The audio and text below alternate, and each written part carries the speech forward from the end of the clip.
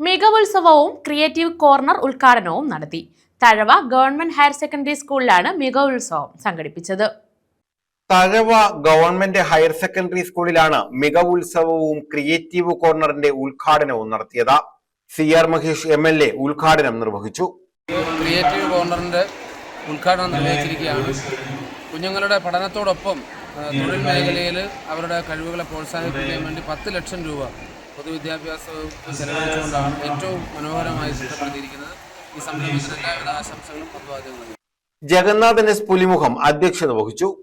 അപ്പോൾ ഇത്തരം കാര്യങ്ങൾക്ക് മുൻതൂക്കം കൊടുത്തുകൊണ്ട് പഠിപ്പിക്കുന്ന വിദ്യാലയങ്ങൾ തന്നെ പണ്ടുണ്ടായിരുന്നെങ്കിലും എല്ലാ വിദ്യാർത്ഥികളും ഇത്തരം അഭിരുചികളിലൂടെ കടന്നു പോകണമെന്നുള്ള നിർബന്ധം കൊണ്ടാണ് ഇത്രയേറെ പൈസ മുടക്കി അധ്യാപകരെ സ്ട്രെയിൻ ചെയ്യിച്ചുകൊണ്ട് അല്ലെങ്കിൽ ഇത് ചെയ്തു വരുന്നത്.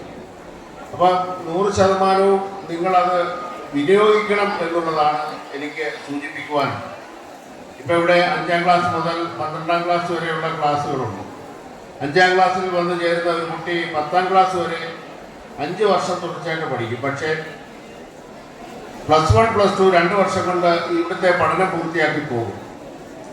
നമ്മുടെ കുട്ടികളുടെ മികവ് ഒരുപക്ഷെ ഈ 5 വർഷം പഠിക്കുന്നവരെ ശ്രദ്ധിക്കുന്നത് പോലെ തന്നെ +1 +2 വിദ്യാർത്ഥികളെയും ശ്രദ്ധിക്കേണ്ടതായിട്ടുണ്ട്. കാരണം അവർ ഈ സ്കൂളിൽ നിന്ന് ഇറങ്ങിപ്പോകുമ്പോൾ അവരൊരുമാതിരി പക്വത വന്നിട്ടാണ് ഈ സ്കൂളിൽ നിന്ന് പോകുന്നത്. അപ്പോൾ അവരുടെ അഭിപ്രായത്തിന് വളരെയേറെ പൊതുസമൂഹത്തിൽ വിലയുണ്ട്.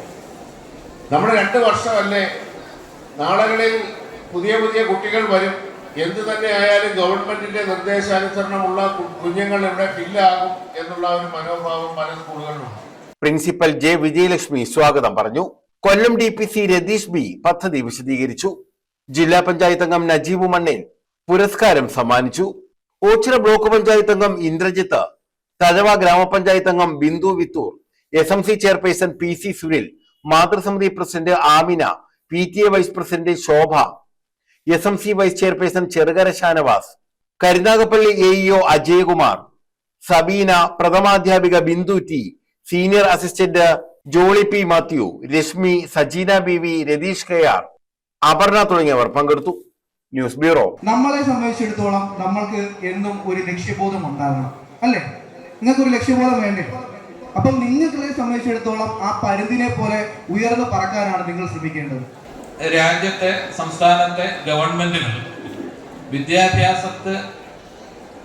വിദ്യാഭ്യാസം എന്ന ഈ പ്രക്രിയയിലൂടെ കേവലം പുസ്തകത്തിൽ നിന്നുള്ള അറിവുകൾ സമ്പാദിക്കുക എന്നതിലുപരി പ്രായോഗികമായ അറിവുകൾ കൂടി കുട്ടികളിലേക്ക് എത്തിക്കുക, അതല്ലെങ്കിൽ നമ്മുടെ അടുത്ത പ്രത്യേകിച്ച് കേരളത്തിന്റെ ലക്ഷ്യം എഡ്യൂക്കേഷന്റെ ക്വാളിറ്റി വർദ്ധിപ്പിക്കുക എന്നുള്ളതാണ്.